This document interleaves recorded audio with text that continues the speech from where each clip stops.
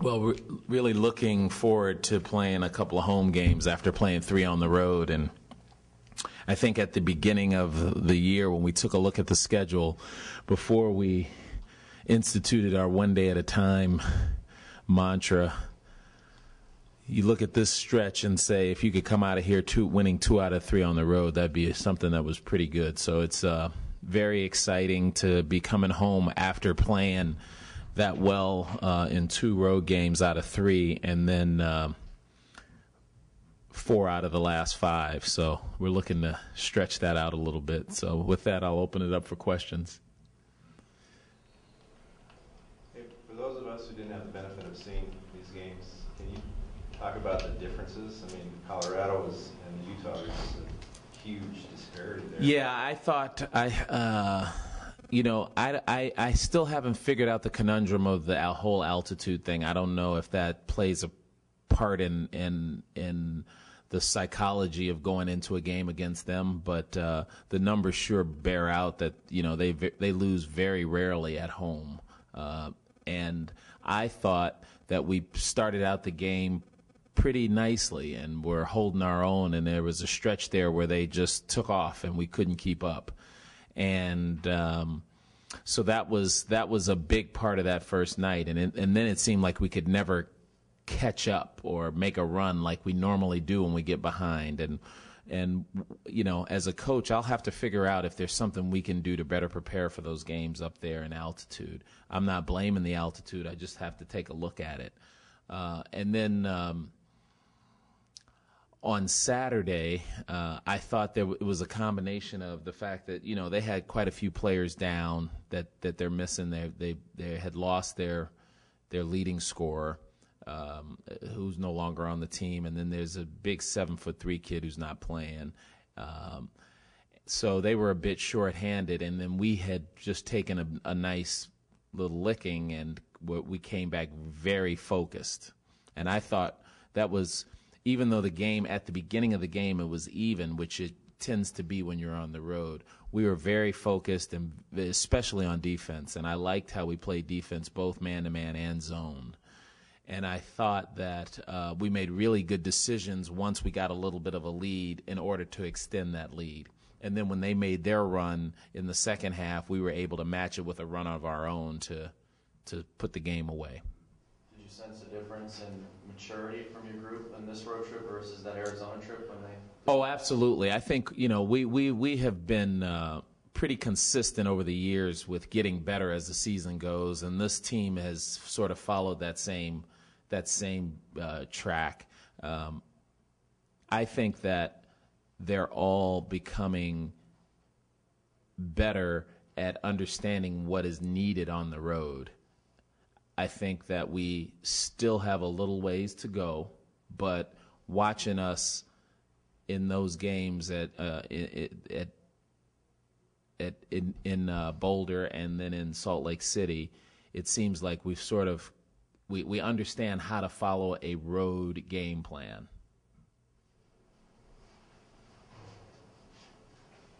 Can you do differently this Thursday against Washington State that maybe you didn't do in Spokane? Well, the biggest thing when we were in Spokane, we got off to such a slow start, and then we were playing catch up or even with them for the rest of the game.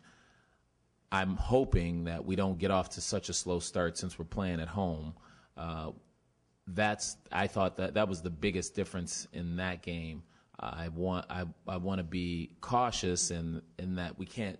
The only thing we can do, we can't just get off to a fast start. We have to play well. I mean, each game for us gets harder because we're making ourselves more relevant, so people are really preparing for us. It's a big change from the years past, and we have to do most things right at home in order to win, no matter who we're playing. Kind of matchups, do you change any of the matchups with Modem because he went off last game? No, well, actually, based on their starting lineup, we might have to change matchups, not because of what happened last game. And last game was so long ago, we wouldn't change our game plan just for that matchup. It seems as though they've been starting him at the 5 and playing Abe Lodwick more. which would change our matchup. Now, I think our bigs are good enough and long enough that any of them are able to guard a guy who's 6'9", 6'10". So I don't think our game plan's going to change from where it's been recently, nor do I think their change in lineup is going to have anything to do with our matchup.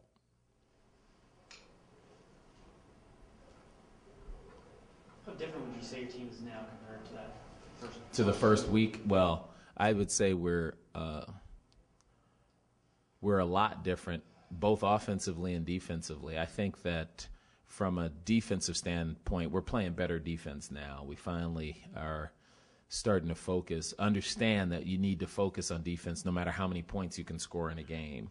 We're a better defending team than we were at the beginning of the Pac-12 season. Offensively, I think we're a better decision-making team offensively than we were when we first started the Pac-12 season. But it's not a surprise to me. I think we've had to. I knew we would get better as the season goes along, and it's a shame that you still have to look back on 2 overtime games that you lost that would have you in a completely different position in the standings as well as mindset. But that's how it goes. Is it kind of tricky? I mean, you are such a different defensive team now than when you played the first time. But this is your first crack at a team that you've already played this year, so there's some familiarity, but there's differences too. Is it kind of tricky to know what to expect? I hope it's not tricky. I don't think it's very complicated. I mean, our defensive strategy should have been the same the whole way. It's the execution part. I think our ability to execute has gotten better. I don't think it's going to be trickier guarding them. Maybe it would be nice if we were trickier because we're playing better. But the second time around through the conference is always going to be tougher. I think the games are going to be more hard fought. They're going to be tighter. They're going to come in ready, which is always makes it nice that we have 5 of our last 7 games at home. Coach, the value of changing defenses in your view, is it fair that are you playing more zone now than maybe you did the first time against Washington State? We are. We are playing more zone. The entire season we've spent trying to figure out what the right percentage zone to man or man to zone is, and then once you figure that out for yourselves, then you tweak it for each team you play and try and go with what works the best. I think lately we've still played more man than zone, but we're playing more zone than we had earlier in the season, in the non-conference season. And I think I hadn't empirically looked at it, but it feels like we're playing more zone than man from the start of the Pac-12 season. And the great thing about playing man and being able to play it well, it makes your zones better because you're not living off playing your zone. It struck me as, I haven't seen the tape, but UCLA's zone was effective against Washington State. Even though Howland doesn't like to play it, he went to it and it worked, it sounded like. Yeah, and I think when you're not able to overpower a team athletically, sometimes switching up defenses helps, even if you don't want to play zone. A little just change of pace helps your other defense, and I think that's what was happening in the UCLA game. You said earlier this season that these guys know that they're good, but maybe they haven't bought into how good they really can be. Do you think they've bought into that now? I mean, you guys have played pretty well against all the top teams in this conference. Yes, I think that there's a slight difference in that thinking you can beat anybody and knowing you can beat anybody. And when we started the Pac-12 season, we thought we could beat anybody on a given night. I think now that we've been through the league halfway and played everyone, I think our team knows that they could beat anybody on any night, and we have to use that confidence to our advantage, especially when we're playing here. People have said they thought that home court advantage might be worth a little more this year in the Pac-12, just the nature of the inexperienced teams. Yeah, that is a tough one for me to answer because we've never really had a real home court advantage until this year. I mean, we're getting to the point where we're at least getting 6,000, 7,000 people on a regular basis for conference games. And it really feels like it's an advantage for us. But when you compare it to last year where we were still getting under 5 on some games, it's hard to really tell. Now, having said that, when we go on the road, one full house is the same as another full house because it's not yours. But when people come here and they aren't used to this place being loud and being crowded, I think there is an advantage. If it's more than the years past, I'll have to wait till next year to be able to tell you that. How important is it for you to try to slow Reggie Moore down? He seemed to control a lot of what they did in the tempo and how they played into that game. Well, it is. He's one of the best players and one of the best guards in the league. I mean, he's leading the conference in assists, and it's going to be important to slow him down because he directly affects other guys' production. So, but what I did, I noticed from watching the tape of the last game was that when we did a good job on him, it had an effect on everyone else. So we're going to have to continue to do that, whether we, press or, try and keep the ball out of his hands. That's going to be something we're going to keep evaluating until we get to the game on Thursday. We asked Joe and Devon about it, but from your perspective, Coach, what makes Modem such a hard guard? Modem is the type of big man that we like. He's very effective from the outside. He's got a very nice shot, and then he can put the ball on the floor and get to the basket. That's just how we teach our big men to play. So that's what makes him such a hard matchup. If you put a smaller guy on him, he can shoot over him. You put a bigger guy on him, he can go by him. But we feel like with our, as I mentioned earlier, our front court is, I think, long enough and athletic enough to guard him.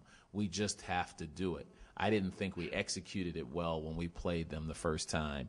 And he got off to a really fast start and was playing at home with a lot of confidence and had a great game. We can't let him do that on Thursday.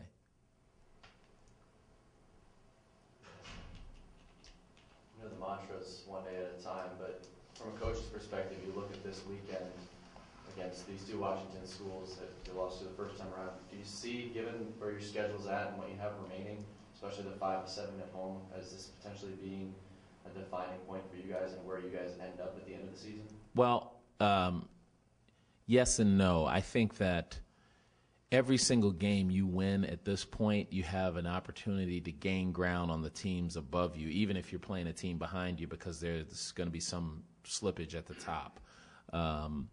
But for that same reason, if you don't necessarily win every single game, you have an opportunity to still gain on people because of the parity in the league, which is why this is a really good year to have the one day at a time edict, because it's very easy to lose focus on what's right ahead of you, thinking about what could be. We're just trying to avoid that. But this is every single weekend is a big weekend for us here on out, because we're a different team now than we were at the beginning, and also everyone else is a little bit different than they were at the beginning. And what I tell my players at this point of the year is that there are teams who are going up and teams that are going down, and you always want to be one of the teams that's going up this time of the year. So this weekend is really important, which brings me to another thing. Every one of our games is going to be harder than the last, because if we keep winning, we keep being the team that's important to beat. And I think our guys are starting to understand that. They understand why they get everybody's best game this time around, as opposed to last year when we could sneak up on people. What did the team take away from the NBA game that you guys went to? Well, some of the, it's interesting. Every now and then it's good to have your team watch some NBA guys live because they understand when I say to them that they have to play every single possession hard, because in the NBA they don't. And that it's really easy for those guys to see that when they go to a game live. That's one thing. The other thing is I think a lot of them realized how the hardest part about the NBA is getting into the NBA. I mean, there are plenty of guys playing in the NBA who were ordinary college players. They just got good at the right time. And that's good for people. That's good for young people to see because it helps them keep working. Keep working on your game. You never know when, you'll get better than somebody else. And finally, I think that it's for this team, it's not as important because this team is a very close team. But when you watch an NBA game and you see guys who are playing for something other than each other, there's a different set of circumstances that can affect the outcome of the game. I like the fact that we share the ball, play defense team-wise, and do a lot of things for each other. And I think that can be emphasized after you watch an NBA game when you see guys kind of doing things for their own specific reasons. Did the players notice that on their own, or did you drive it home to them? No. I didn't want to make it a horrible experience for them, like eating vegetables every time. They get a chance to have a break from me for a while. So the first two things I talked about, I think they saw on their own. That last one, I'll sort of have to interject that at a later date. Coach, I know Washington State is all in focus, but do you like a Sunday game to have two to prepare for Washington? Do you like that schedule? I do. Sometimes I don't, but in this case that I do. And the times that I don't like it is because it gives teams an extra day to prepare for us. I think we're a hard team to prepare for in one day. But a team that's at the top of your league, having an extra day to prepare for them is extremely helpful. So I like the fact that we play Thursday and then Sunday. And, some people can argue, well, then it'll put you behind for the following week. But, with our one day at a time mantra, we don't care about that. We just want to, take advantage of what we have in front of us. When you've been on the road and had that extra day, is it in a weird way kind of harder for, they're sitting in the hotel, that kind of stuff? Well, from an away game standpoint, having that extra day can be a hard thing, but it can also be used as a good thing because you can have a really good practice on that Friday. Usually you have a walkthrough because you've just played a game and you have a game the next day, but you can practice a little harder and kind of be more focused. But I think it's a disadvantage to the team that's on the road because you get hotel weary. There's a feeling that is around when you've been in a hotel for 3 nights and then you have to play a game. It wears you out. What do you see happening, just one thought on Washington's game and how they've risen to the top of the league? Are they just playing to their talent level now and they struggled earlier? Or yeah, I think the chemistry of that team is a lot better than it was when they were first starting out. I think there were a lot of roles being defined. You have a freshman on the team who is considered a lottery pick. Then you have a sophomore on the team who's considered a lottery pick. There's a potential for a lot of misunderstanding of what the roles will be, and I think what you're seeing now is they've sort of kind of fallen into where they should be and are as a team, and it's working. Which, when you look at Lorenzo's teams, at some point it gets to that point where they all figure out where they're supposed to be, and you just hope you catch them on a night where they're not playing well.